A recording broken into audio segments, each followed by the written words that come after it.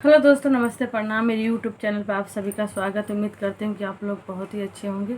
तो दोस्तों, आज का गीत बहुत ही सुंदर दर्दनाक गीत है। एक बेटी जब शादी के बाद अपने घर जाती है तो उसके बाद उसके माँ के बिना उसकी ज़िंदगी क्या होती है, रहने या न रहने पे वो एक बेटी ही जानती है। ये सुंदर सा दर्द भरा गीत ज़रूर सुनिएगा।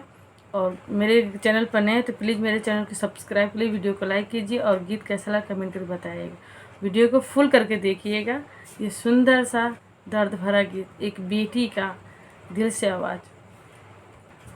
फूट गईली राम किस्मतिया हो, बिन माई के नैया।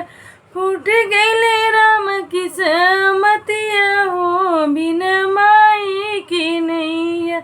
माई जो होती तही के भरवती, माई जो होती तही के भरवती। भाभी न दुनियक वरिया हो, बिन माई के नैहर। भाभी न दुनियक वरिया हो, बिन माई के नैया।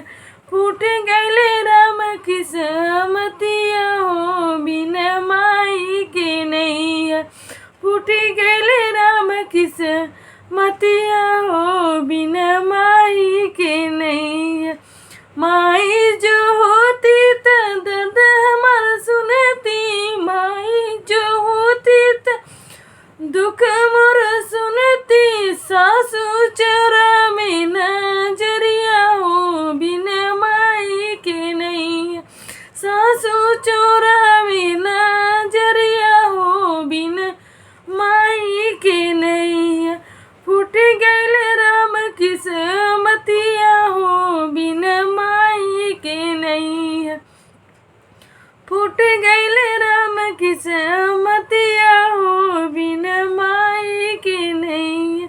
भैया जे होता त खोजे खबर लेता, भैया जो होता त घरवा जो लगता।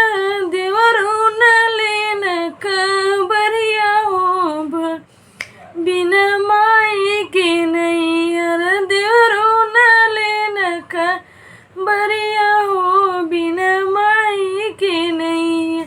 फूट गईल मोर किस्मतिया हो, बिन माई के नैया। फूट गईल मोर किस्मतिया हो, बिन माई के नैया। बहिना जो होती त दर्द मोर जनती, बहिना जो होती त दर्द मोर सुनती। ननद लगावे चुगेलैया हो, बिन माई के नैया।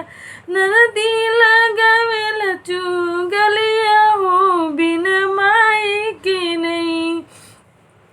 फूट गईले राम किस्मतिया हो, बिन माई के नैया। फूट गईले राम किस्मतिया हो, बिन माई के नैया। तो दोस्तों, ये सुंदर सा दर्द भरा गीत जरूर सुनिएगा। कैसा लगा कमेंट कर बताइएगा।